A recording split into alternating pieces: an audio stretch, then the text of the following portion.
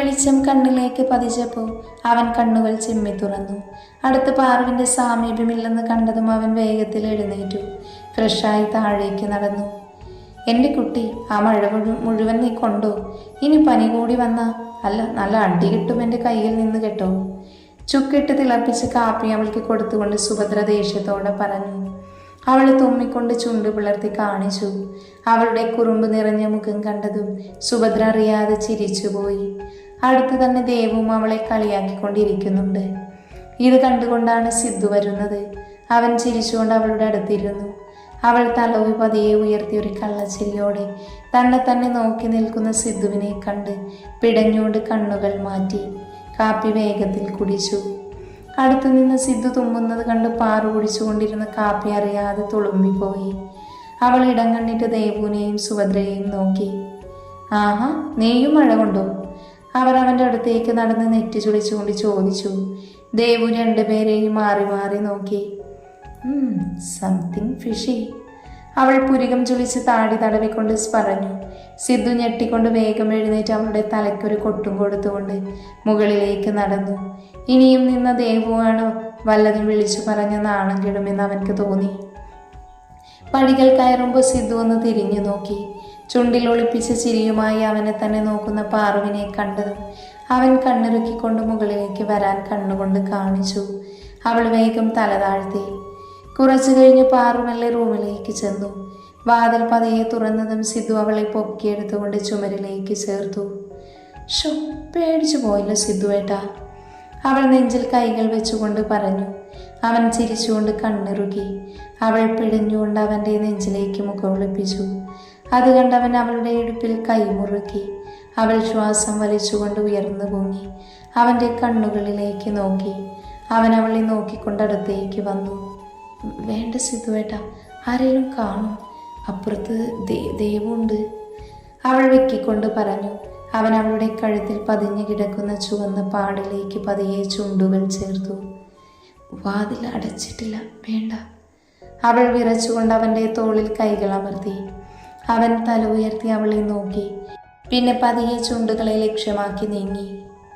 വേണ്ടേ, അവൻ അവളുടെ ചുണ്ടുകളെ പതിയെ തൊട്ടുകൊണ്ട് ചോദിച്ചു. അവളുടെ കണ്ണുകൾ ഇറുക്കി അടഞ്ഞു. ചുണ്ടുകൾ ഒന്ന് വിറച്ചുപോയി. അല്പനേരം കഴിഞ്ഞതുമൊന്നും സംഭവിക്കുന്നില്ല എന്ന് കണ്ടതും അവൾ കണ്ണുകൾ പതിയെ തുറന്നു. ഞൊടിയിടയിൽ അവൻ അവളുടെ ചുണ്ടുകൾ നുകർന്നെടുത്തു. അവൾ നീങ്ങിക്കൊണ്ട് അവൻ്റെ മുടി കോർത്തു വലിച്ചു. അവളുടെ അതരങ്ങൾ എത്ര നുണഞ്ഞിട്ടും മതിവരാത്തതുപോലെ അവൻ നുകർന്നുകൊണ്ടേയിരുന്നു. കീഴ്ചുണ്ടിൽ നിന്ന് മേൽചുണ്ടിലേക്ക് അവൻ്റെ അതരം പതിഞ്ഞതും അവളും അവൻ്റെ ചുംബനത്തിൽ മതിമറന്നു. ആ നിമിഷം തന്നെ അവളും അവൻ്റെ അതരങ്ങളെ നുകർന്നു. അത് അബിയിൽ ആവേശമാണ് ചെലുത്തിയത്. പെട്ടെന്നാണ് ഒരു സൗണ്ട് കേട്ടത്. പിന്നിൽ നിന്നും ദേവുവിൻ്റെ അലർച്ച കേട്ടതും അവർ ഞെട്ടിപ്പിടഞ്ഞു മാറി. പാറു സിദ്ധുവിൻ്റെ പിറകിൽ ഒളിച്ചു നിന്നു. അവൾക്ക് ഇതപ്പടക്കാൻ പാടുപെട്ടു. സിദ്ധു പാറുവിനെ ഒന്ന് തിരിഞ്ഞു നോക്കി. എന്നിട്ട് ദേവുവിൻ്റെ അടുത്തേക്ക് നടന്നു. ഡി കുരിപ്പേ, നീ ഇപ്പം എന്തിനാ ഇങ്ങോട്ട് കെട്ടിയെടുത്തേ? അവൻ ദേഷ്യത്തോട് അവളോട് ചോദിച്ചു. അവൾ നന്നായി ഒന്ന് ചിരിച്ചു കൊടുത്തു. അത് പിന്നെ എനിക്കറിയൂ, നിങ്ങൾ ഇവിടെ ഇമ്രാൻ ഹാഷിമിക്ക് കളിക്കാന്ന്. അല്ല പിന്നെ, അവൾ ചുണ്ടുകൊട്ടിക്കൊണ്ട് പറഞ്ഞു. ഓ പിന്നെ, ഒന്നും അറിയാത്ത കുട്ടി. എടി, ഒന്നുമില്ലെങ്കിലും അജു എൻ്റെ അനിയനാടി. അവൻ അവളെ അതേ ടോണിൽ തന്നെ മറുപടി കൊടുത്തു. എന്നാ പിന്നെ ഞാനങ്ങോട്ട്, അവളെ വിളിച്ചുകൊണ്ട് പറഞ്ഞു. ആ മോള് ചെല്ല്, അവൻ വാതിൽ കൈവച്ചുകൊണ്ട് പറഞ്ഞു. ഓ ഓക്കെ, യു ക്യാരി ഓൺ. അവൾ പടികൾ ഇറങ്ങിക്കൊണ്ട് വിളിച്ചു പറയുന്നത് കേട്ട് അവൻ ചിരിച്ചുകൊണ്ട് വാതിലടച്ചു. തിരിഞ്ഞു നോക്കിയപ്പോണ്ട് പാറു അവളുടെ സാരി ശരിയാക്കുന്നു, എന്തൊക്കെയോ പറയുന്നുണ്ട്. അവൻ അവളുടെ അടുത്തേക്ക് നടന്നു, പിറകിലൂടെ കെട്ടിപ്പിടിച്ചു. അയ്യേ സിദ്ധുവേട്ട, അവളെല്ലാം കണ്ടു, ഞാനിനി എങ്ങനെ അവളുടെ മുഖത്ത് നോക്കും? അവൻ്റെ കൈകളിൽ നിന്നും കുതിരക്കൊണ്ട് അവൾ പറഞ്ഞു. കണ്ണുകൊണ്ട് നോക്കണം. അവൻ പറഞ്ഞതും അവൾ അവനെ കൂർപ്പിച്ച് നോക്കി. അത് കണ്ടതും വീണ്ടും അവളിലേക്ക് അടുക്കാൻ നിന്ന് അവനെ അവൾ തള്ളി മാറ്റിക്കൊണ്ട് ഓടി. ഞാൻ നിന്നെ രാത്രി എടുത്തോളാം കേട്ടോ, പിറകിൽ അവൻ വിളിച്ചു പറഞ്ഞതും അവൾ നാണിച്ചുകൊണ്ട് തല താഴ്ത്തി. എന്നാൽ അങ്ങ് ദൂരെ സിദ്ധുവിൻ്റെ എല്ലാ സന്തോഷങ്ങളും തകർക്കാനായി അവൻ പുതിയ പ്ലാനുകൾ നെയ്യുകയായിരുന്നു. ഗ്ലാസ്സിലെ മദ്യം നുണഞ്ഞുകൊണ്ട് അടുത്തു നിൽക്കുന്ന ഒരുവനെ കാലുകൊണ്ട് ചവിട്ടി വീഴ്ത്തിയവൻ ഗ്ലാസ് ദേഷ്യത്തോടെ വലിച്ചെറിഞ്ഞു. അന്ന് ആ ആക്സിഡൻറ്റിൽ തീരേണ്ടതായിരുന്നു അവൻ. നിന്നെയൊക്കെ എന്തിനാടാ ഞാൻ തീറ്റിപ്പോറ്റുന്നേ? അവൻ്റെ അലർച്ചയിൽ അയാൾ പേടിച്ചുകൊണ്ട് പിറകോട്ട് നീങ്ങി. കൂൾഡാ, നമുക്ക് ശരിയാക്കാം. അവൻ്റെ തോളിൽ പിടിച്ചുകൊണ്ട് അവൾ അവനെ സമാധാനിപ്പിച്ചു. അവളുടെ കൈകൾ തട്ടിമാറ്റിക്കൊണ്ട് കത്തുന്ന കണ്ണുകളോടെ അവൻ ദൂരേക്ക് നോക്കി നിന്നു. നീ സന്തോഷിക്ക് സിദ്ധു, നിന്റെ ആയുസ്സിന് ഇനി അധിക കാലമില്ല. അവൻ ഗൂഢമായി ചിരിച്ചുകൊണ്ട് അവളെ വലിച്ച് തന്നോട് ചേർത്തി കഴുത്തിലേക്ക് മുഖം പൂഴ്ത്തി. മദ്യത്തിൻ്റെ ലഹരിയിൽ അവളിൽ അലിയുമ്പോഴും അവൻ്റെ മനസ്സ് വന്യമായി ചിന്തിക്കുകയായിരുന്നു. അവധി ദിവസമായതിനാൽ അഭി സിദ്ധുവിൻ്റെ അടുത്തേക്ക് പോകാൻ നിൽക്കുകയായിരുന്നു. അപ്പോഴാണ് കോളിംഗ് ബെൽ കേൾക്കുന്നത്. അവൻ വാതിൽ തുറന്നതും ദിയ അവനെ ഇടിച്ചു മാറ്റിക്കൊണ്ട് ഉള്ളിലേക്ക് കയറി. ബാഗ് സോഫയിലിട്ട് തിരിഞ്ഞു നിന്ന് പുരികം പൊക്കി കാണിച്ചു.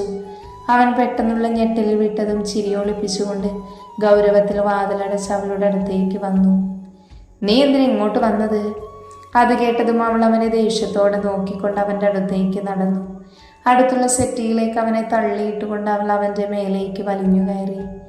അവൻ കണ്ണുകൾ മിഴിച്ചുകൊണ്ട് അവളെ ഒന്ന് നോക്കി. അവൾ അവൻ്റെ അടുത്തേക്ക് മുഖം അടുപ്പിച്ചു. അവളുടെ ശ്വാസം അവൻ്റെ കണ്ണുകളിലും ചുണ്ടിലും തട്ടിത്തെറിച്ചു. അവൻ്റെ കൈകൾ അറിയാതെ അവളുടെ ഇടുപ്പിലേക്ക് നീങ്ങി. അവൾ അവൻ്റെ ചെവിയിലേക്ക് അടുത്തു. നിന്റെ അടുത്തേക്ക് വരാനേ ഈ ദിയ ആരോടും പെർമിഷൻ വാങ്ങാറില്ല, നിന്റെ പോലും. അവളുടെ ശ്വാസം നിശ്വാസവും വാക്കുകളും അവനെ കൂടുതൽ ആവേശം കൊള്ളിച്ചു. അവൾ അവൻ്റെ ചെവി ചെറുതായൊന്ന് കടിച്ചു വിട്ടു. അവൻ കണ്ണുകൾ പതിയെ അടച്ചുപോയി. വല്ലാത്തൊരു സുഖവും അനുഭൂതിയും തോന്നി അവന്. ചെവിയിൽ നിന്നും അവളുടെ ചുണ്ടുകൾ അവൻ്റെ കഴുത്തിലേക്ക് ഇഴഞ്ഞു. ചുണ്ടും നാവും കൊണ്ട് അവൾ അവൻ്റെ കഴുത്തിൽ തഴുകി. അവൻ്റെ കൈകൾ അവളുടെ ഇടുപ്പിൽ വല്ലാതെ മുറുകി. തൻ്റെ ശരീരത്തോട് ചേർന്ന് നിൽക്കുന്ന അവളുടെ മൃദുലത അവനിൽ പല വികാരങ്ങളും ഉണർത്തി. ഞൊടിയിടയിൽ അവൻ അവളെ തിരിച്ചു കിടത്തിക്കൊണ്ട് അവളുടെ മേലേക്ക് ചാഞ്ഞു. അവളുടെ ക്രോപ്പ് ടോപ്പിനുള്ളിലൂടെ അവൻ്റെ കൈകൾ ഇഴഞ്ഞു നടന്നു. വിരലുകൾ കൊണ്ട് പുക്കിൽ ചുടിയിൽ അമർത്തുമ്പോൾ അവൾ പുളഞ്ഞുകൊണ്ട് ഉയർന്നു പൊങ്ങി. തോളിൽ നിന്നും ടോപ്പ് പതിയെ താഴ്ത്തിക്കൊണ്ടവൻ അവളുടെ അതിരങ്ങൾ പതിപ്പിച്ചു. അവൾ പോലും അറിയാതെ അവൻ്റെ ഷർട്ടിൻ്റെ ബട്ടൺസ് അവളുടെ കൈകൾ അഴിച്ചു മാറ്റിയിരുന്നു. പരസ്പരം അതിരങ്ങൾ ആവേശത്തോടെ നുകരുമ്പോൾ രണ്ടുപേരുടെയും വികാരങ്ങളുടെ കടിഞ്ഞാൻ നഷ്ടപ്പെട്ടത് അവർ അറിഞ്ഞിരുന്നു. നിശബ്ദത ഭേദിച്ചുകൊണ്ട് അവരുടെ നിശ്വാസങ്ങൾ മുഴങ്ങിക്കേട്ടു. പെട്ടെന്ന് അബിയുടെ ഫോൺ റിങ് ചെയ്തതും ഞെട്ടിക്കൊണ്ട് അവർ പരസ്പരം നോക്കി. അബി അവളുടെ ദേഹത്തു നിന്നും എഴുന്നേറ്റിരുന്നു. അപ്പോഴേക്കും ഫോൺ കട്ടായിരുന്നു. അവൻ നടന്നു മാറിയതും അവൾ പാതി എഴിഞ്ഞ ടോപ്പ് നേരെയാക്കിക്കൊണ്ട് എഴുന്നേറ്റ് അവനെ ഒന്ന് നോക്കി.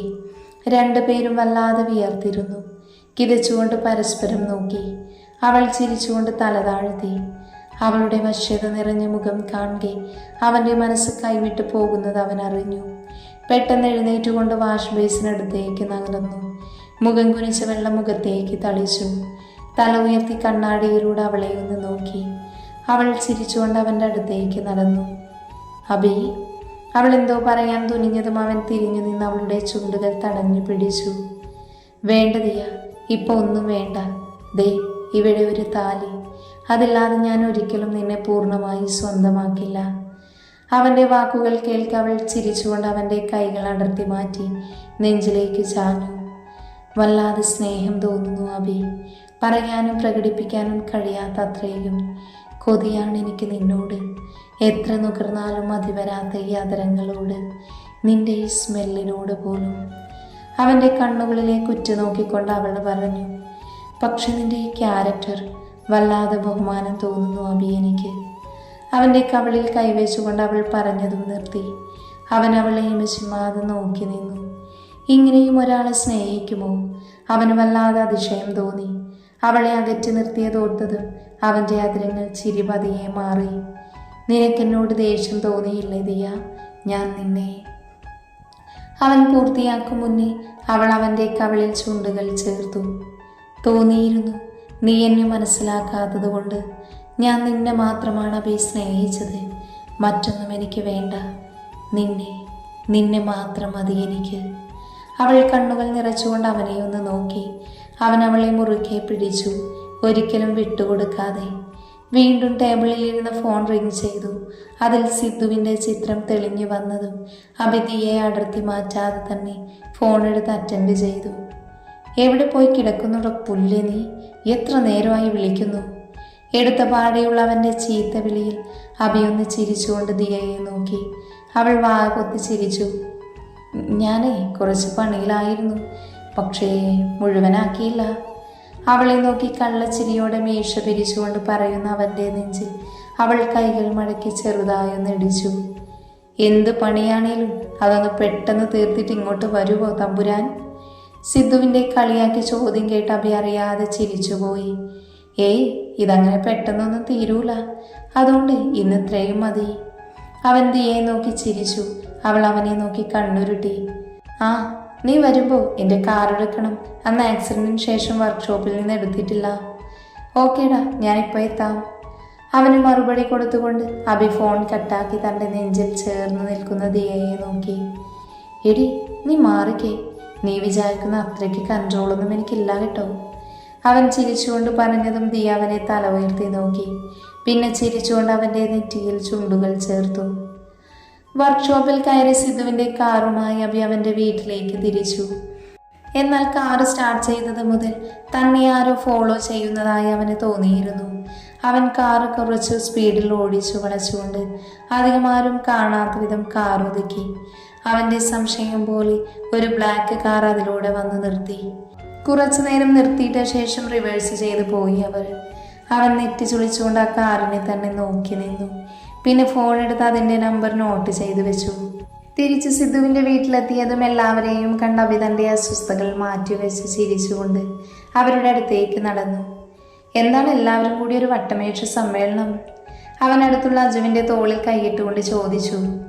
അതോ നിങ്ങളെ പൂട്ടാനുള്ള പണിയാണ് മോനെ? സിദ്ധു പാറുവിൻ്റെ മടിയിൽ കിടന്നുകൊണ്ട് വിളിച്ചു പറഞ്ഞു. ഇനി അധികം നീട്ടിവെക്കണ്ട, പെട്ടെന്ന് തന്നെ ആയിക്കോട്ടെ. ദേവുവിൻ്റെ അച്ഛൻ ഗൗരവത്തോടെ പറഞ്ഞതും സുഭദ്രയും ശാരദയും അത് ശരിവെച്ചു. ദിയന് വീട്ടിൽ കൂടി സംസാരിച്ച് തീയതി ഉറപ്പിച്ചാലേ എനിക്കിനി സമാധാനമാവൂ, സുഭദ്ര ഒന്ന് നിശ്വസിച്ചുകൊണ്ട് പറഞ്ഞു. എല്ലാവരുടെയും മുഖത്ത് പുഞ്ചിരി വിരിഞ്ഞു. ഒന്ന് പെട്ടെന്ന് നടത്തമ്മേ, എന്നിട്ട് വേണം ഞങ്ങൾക്ക് ഹണിമൂണിന് പോകാൻ. ദേവു വിളിച്ചു പറയുന്നത് കേട്ട് എല്ലാവരും അവളെ നോക്കി. അജു കൈകൊണ്ട് തൊഴുന്നത് പോലെ കാണിച്ചു പറ്റിപ്പോയി എന്ന അവസ്ഥയിലിരുന്നു. ദേവുവിൻ്റെ സംസാരവും അജുവിൻ്റെ നിൽപ്പും കണ്ട് അവിടെ ഒരു കൂട്ടച്ചിരി ഉയർന്നു. എന്നാൽ അഭിയുടെ മുഖത്തെ അസ്വസ്ഥത അവനെ ആരെക്കാളും നന്നായി അറിയുന്ന സിദ്ധു മനസ്സിലാക്കിയിരുന്നു. അഭിമെല്ല എല്ലാവരുടെയും അടുത്തുനിന്ന് മാറി. അത് കണ്ട് സിദ്ധു പാറുവിൻ്റെ മടിയിൽ നിന്നും തല ഉയർത്തി അവൻ പോകുന്നത് നോക്കി നിന്നു. പിന്നെ പതിയെ എഴുന്നേറ്റു. എന്തു പറ്റി? അവൻ്റെ മുഖം മാറിയതും പാറു ആവലാതിയോടെ ചോദിച്ചു. അവൻ കണ്ണു ചിമ്മി ചിരിച്ചുകൊണ്ട് അവളുടെ കവിളിൽ തട്ടി. ഒന്നുമില്ല എൻ്റെ വൈഫി, ഞാനേ അബിയുടെ അടുത്ത് പോയിട്ട് വരാട്ടോ. അവൻ അവളെ കൊഞ്ചിച്ചുകൊണ്ട് പറഞ്ഞു. പാറു ചിരിച്ചുകൊണ്ട് ചുറ്റും നോക്കി. ആരും തങ്ങളെ ശ്രദ്ധിക്കുന്നില്ല എന്ന് കണ്ടതും അവൾ ചുണ്ട് കൂർപ്പിച്ച് പിടിച്ച് ഉമ്മ എന്ന് കൊടുത്തു. അവൻ കണ്ണുകൾ വിടർത്തി അവളെ ഒന്ന് നോക്കി. അവനെ നോക്കി ഒരു കള്ളച്ചിരി ചിരിച്ചുകൊണ്ട് അവൾ തല താഴ്ത്തി. അവൻ അവളുടെ അടുത്തേക്ക് നീങ്ങി. സാരിക്കിടയിലൂടെ കാണുന്ന വയറിൽ ചെറുതായൊന്ന് നുള്ളി. അവൾ അറിയാതെ ഒന്ന് ഏങ്ങിപ്പോയി. അവൻ വേഗം നേരെയിരുന്നു. അവളുടെ ശബ്ദത്തിൽ എല്ലാവരും അങ്ങോട്ട് നോക്കി. എന്തു പറ്റി മോളെ? സുഭദ്ര അവളോട് ചോദിച്ചു. ഒരു നിമിഷം അവൾ തെരുത്തു നിന്നു. അതൊന്നുമില്ലമ്മേ, ഒരു പാറ്റ, അവൾ വിക്കിക്കൊണ്ട് പറഞ്ഞു. പാറുവിൻ്റെ വിക്കലും സിദ്ധുവിൻ്റെ നിൽപ്പും കണ്ട് അജു ഒന്ന് ചിരിച്ചു. ദേവുവിനും കാര്യം മനസ്സിലായിരുന്നു. അവൾ വാപൊത്തി ചിരിച്ചുപോയി. അമ്മേ, ഇവിടെ ഇപ്പോൾ വല്ലാത്ത പാറ്റശല്യമുണ്ടല്ലേ? അജു കള്ളച്ചിരിയോടെ പറഞ്ഞുകൊണ്ട് സിദ്ധുവിനെ നോക്കി. അവൻ ചുണ്ടനക്കി പോട പട്ടി എന്ന് വിളിച്ചുകൊണ്ട് എല്ലാവരെയും നോക്കി റൂമിലേക്ക് ഓടി. പാറു ചമ്മിക്കൊണ്ട് തല താഴ്ത്തി. റൂമിലെത്തിയതും അഭി കിടക്കുന്നത് കണ്ട് സിദ്ധുവും അവൻ്റെ അടുത്ത് വന്ന് കിടന്നു. എന്താടാ? അവൻ സൗമ്യതയോട് അഭിയോട് ചോദിച്ചു. അവൻ കണ്ണുകൾ കുറുകെ വെച്ചിരുന്ന കൈകൾ മാറ്റിക്കൊണ്ട് എഴുന്നേറ്റിരുന്നു. അന്ന് ഞാൻ പറഞ്ഞപ്പോൾ നീ അത് സീരിയസ് ആക്കിയില്ലല്ലോ. അഭി പറയുന്നത് കേട്ട് സിദ്ധു നെറ്റി ചുളിച്ചു. അഭി ഇന്ന് നടന്ന സംഭവം അവനോട് വിവരിച്ചു. നിനക്ക് തോന്നിയതാണെങ്കിലോ? എല്ലാം കേട്ടുകഴിഞ്ഞ് സിദ്ധു അഭിയുടെ മുഖത്തേക്ക് നോക്കി ചോദിച്ചു. എനിക്ക് തോന്നിയതാണെങ്കിൽ ഞാൻ ഇത്ര സീരിയസ് ആയിട്ട് നിന്നോട് പറയുമോ? അഭി ദേഷ്യത്തോടെ ചോദിച്ചു. സിദ്ധു തലകുനി ചിരിക്കുന്നത് കണ്ട് അഭി ഒന്ന് നിശ്വസിച്ചുകൊണ്ട് അവൻ്റെ തോളിൽ കൈവച്ചു. നീ ഒന്ന് ആലോചിച്ച് നോക്കിയേ സിദ്ധു. അങ്കിളുടെ ആക്സിഡന്റ്, 2 തവണയായി നിന്റെ നേർക്കുള്ള ആക്സിഡന്റ്, ഇന്നത്തെ സംഭവം എല്ലാം കൂടി കണക്ട് ചെയ്യുമ്പോൾ ആരോ നമ്മുടെ പുറകിലുള്ളതുപോലെ. അഭി പറഞ്ഞു കഴിഞ്ഞതും സിദ്ധു തല ഉയർത്തി അവനെ നോക്കി. അവൻ്റെ കണ്ണുകൾ ചുവന്നിരുന്നു.